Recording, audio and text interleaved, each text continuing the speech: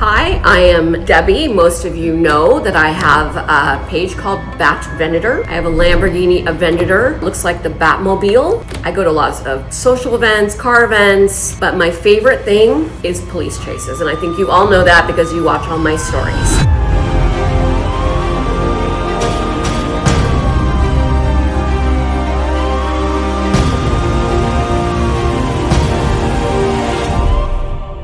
So I thought I get so many questions on police chases that I asked a friend from LAPD, retired LAPD officer, if he could answer some of those questions that you guys keep asking me that I have no idea how to answer and give you some insight on how police chases work. Got into a couple of pursuits in my career, but I'll be more than glad to answer any questions as it relates to police pursuits, because you're right, car chases is exciting, right? And I definitely would like to go on a car chase with your Lamborghini one day. Okay, well, let's do it.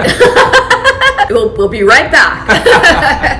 Okay, so I guess what I'll do is I'll ask some questions and then maybe you can tell us a few stories. Yeah, of course. You know, absolutely. we can get into that. Or at any time, if it relates to it, you can tell us that story. So one of probably the most asked question is, why do you think so many suspects run from police? You know, very good question. I would only assume that people tend to run away from the police because they are just desperate. I was watching a video on YouTube the other day where there was this major car chase. I mean, they went in pursuit. I want to say it's somewhere in the Midwest. They were flying like 90 miles an hour. And so when they finally caught up to the suspect, after they detained him, they asked him, you know, why did you run? You know, why'd you took off, why? And I believe he says something along the lines like, you know what, I didn't want my car taken away from me. You know, I just got done paying all these bills, I got custody issues, and the last thing I wanted you guys to do was to take my car away from me.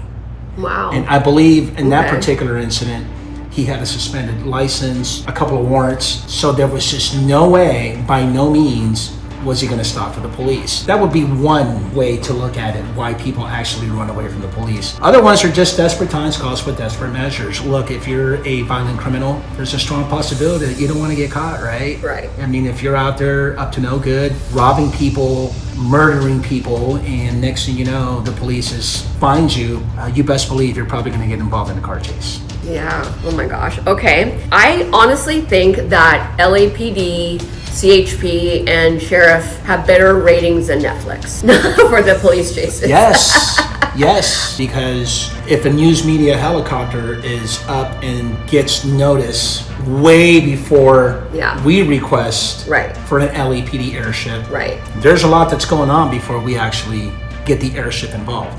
Right. So that can help the circumstances. So do you want to give a story or any kind of... Well, we were talking before we started recording about a story where I was working officer rep section. So for those of you that don't know, LAPD has a specific section unit of sergeants who their sole job is to defend cops, right? And I love defending cops so much that I did 2 tours. But I also worked in internal affairs. So I've worked both sides of the aisle. And so I remember once I got a phone call of this one officer who he got an IA, right? He was under investigation and they adjudicated the complaint. They said, hey, we feel that you violated policy, this pursuit policy. And of course, he wasn't happy. He violated the pursuit policy because... Is that hard to do? I mean, no, it's not hard to do. Well, that's a very good question. It's not hard to do to what the conversation we've been having, because you see what? You see 5, 6, 10 units in every pursuit. Yeah, you're gonna ride everybody up? Everybody's gonna get You're right. up. I don't want to be that sergeant that has to do that pursuit report or that investigation. But with that being said, in this particular case, I recall that he said him and his partner were parked curbside, and they knew that the pursuit was coming into their jurisdiction. And so he took it upon himself to make the decision to get himself involved. And I want to say they were like the 4th or 5th unit. So in other words, they're curbside and they see suspect vehicle, boom.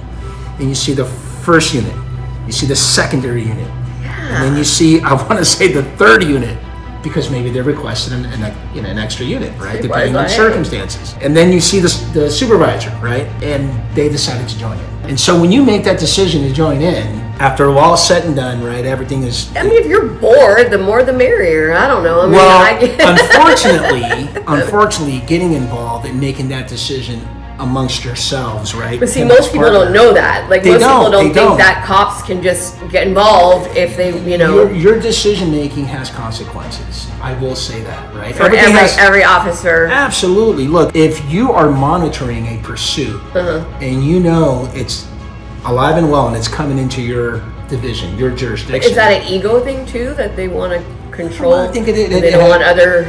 It could be. They want to hold on to the pursuit and they don't want to give it away to other counties, or abruptly park, right? And here goes the driver, takes off, and here comes the passengers, they take off.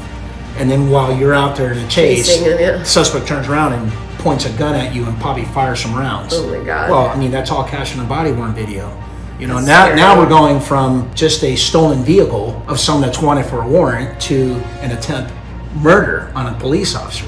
Big difference. That's gotta be scary, being a police officer. Yeah. The decision making that the sergeant or the watch commander or the leaders, right, command staff, they're there, they're watching, everybody's watching. Right. Is let's just make sure that we're all on the same page and we open up those lines of communication as to the reasons why we want to shut down a pursuit. You see what I'm saying? I think sometimes we hesitate or we have a knee-jerk reaction and just think to ourselves, you know what, just shut it down. But I feel like that's pressure. I mean, I know we don't want to get into politics, but right. I feel like they're being, and it's not necessarily their fault. I feel like they're being pressured from somebody up here to shut things down too. So. I agree. And you know what? This is on a case-by-case basis, right? You got to take the totality of circumstances. So their hands are sometimes tied too, right? I totally 100% agree. And I feel for those officers. Because what officer doesn't want to keep the chase going and catch the bad guy? That's what you come on the job for. They don't want to stop the chase. And do they get mad? Like if supervisor's like, hey, shut it down. And they're like, no, we don't want to. No. I'd be like, no. Yeah.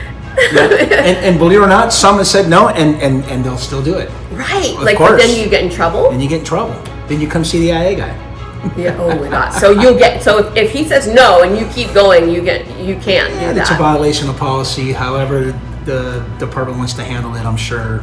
Last time I checked, they can push the BS button. My thinking is, and I'm not 100% certain. Okay. And again, someone can push the BS button, but just because there was a traffic violation committed, and you decided to take off, you can't say the P word. But they can chase you. Well, I mean, you can continue. You can do that all you want. Chances are, if you get involved in an accident or something bad happens, you're going to have to deal with the consequences.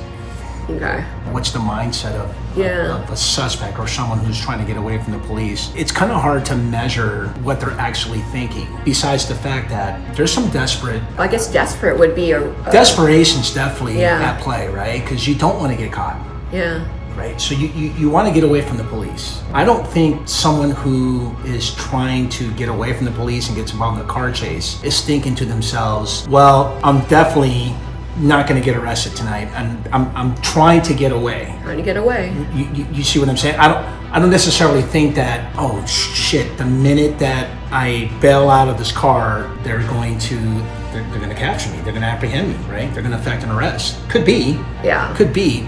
I just don't think that when people run, maybe some do think that they can get away. A few do. A few do, but I'm willing to bet if we were to break out some stats. Usually in downtown LA, do you think media glamorizes or makes 100%. Police chases look cool, or do you think people want to be on TV? Like, it definitely looks cool. Yeah. It's very exciting. Right? And the narrations and the... Right. There's excitement involved with such of an event. Your audience, whoever is a police officer that's young, if it's one thing you definitely want to do in your career is get involved in a police pursuit. So. Yeah, that's what I've heard. That's the favorite thing for police officers to go on police chases. Absolutely. But how do you, who gets to go? Well... And do they fight? Like, do they fight over, well, why did you let him go? I should have gone. I mean, what's, They do. I recall...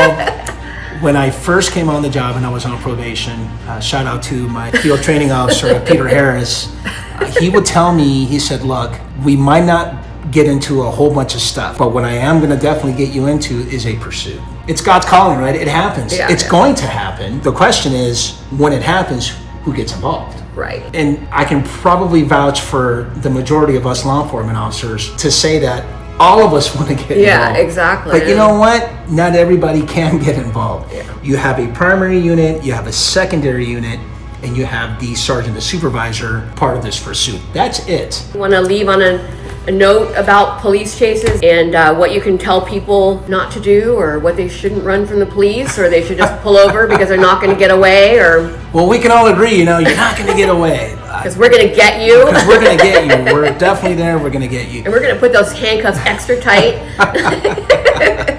Just be careful out there. More than anything, I care the most about officers being safe. That's what's more important than anything.